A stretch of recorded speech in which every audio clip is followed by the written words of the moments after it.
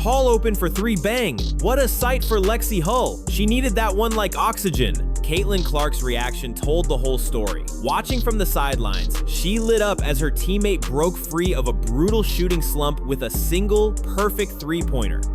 They say momentum is everything, but tonight, that was just the opening spark in one of the Indiana Fever's most dominant performances of the year. No Clark, no healthy point guards. Every logical bone in your body said the Fever should fall apart. Instead, they delivered a masterclass in resilience, and the playoff implications screamed from every possession. The Chicago Sky never knew what hit them. Comment Fever Show down below for Lexi and this unstoppable squad. Let's go. We're back in the W column, baby. Point God energy in full effect.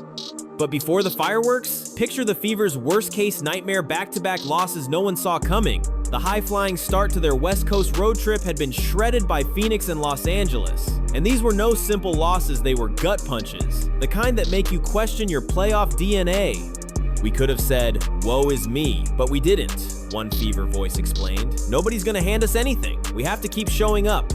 Reality hit even harder. Clark had been out since July 15 with quad and groin injuries. No timeline for return. Then, disaster in Phoenix. Sydney Colson's ACL tore in the first quarter. Just like that, her season was over. And as if fate wanted to twist the knife, Ari McDonald broke her foot in that same game. 2 point guards. One night. Both gone. That left the roster completely bare at the floor general spot, a basketball nightmare of the highest order. First and foremost, just broken hearts for them, said the coach. They've been integral to what we do. Now it's about playing for them. Stephanie White was left to improvise. Her by-committee plan was really coach speak for, we're figuring this out as we go. Chicago probably thought their moment had arrived. The Fever were wounded and missing their star. The Sky had lost every matchup to Indiana this season. Now was their chance. But here's what they didn't know. This Fever squad had been quietly building championship habits. What Chicago thought would be an ambush turned into a tactical demolition. Lexi Hull had been living in her own personal shooting horror movie, shot after shot bouncing out, her confidence bleeding with each miss. Over the previous 2 weeks, she hit just 2 of 25 attempts from deep.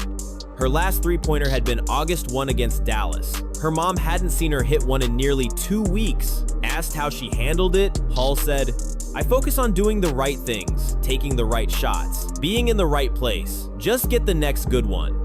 But the reality was harsher. Wide open looks were rattling out, and hesitation had replaced instinct. She was trapped in a mental loop. Then came the moment. Clark, from the bench, watched Hull pull up that signature arc returned, and the net snapped clean. Clark's celebration could have lit up the building. That one make open the floodgates. Hull finished 4 for 6 from deep, rediscovering her rhythm, her movement, and her swagger. It feels good to see the ball go through the net and have my teammates behind me every step of the way. The numbers told only half the story. Her plus 22 plus minus said her presence was transforming the game. Teammates mobbed her after every shot. The Sky, they were finished. Kelsey Mitchell had her own mountain to climb. Known for bucket getting, not facilitating, she was suddenly the full-time point guard.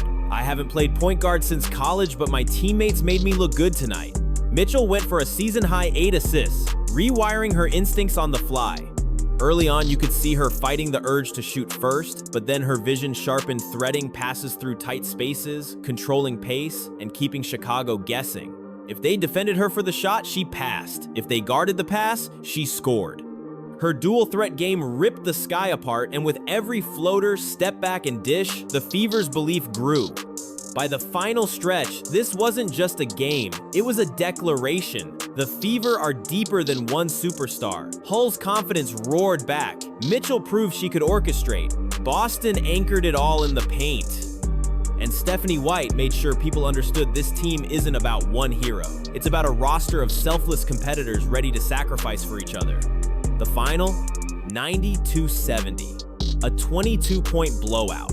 The Fever's 4th straight win over Chicago, sending them spiraling toward the bottom of the standings. This wasn't just a win, it was a message to the entire WNBA. You can't kill what refuses to die.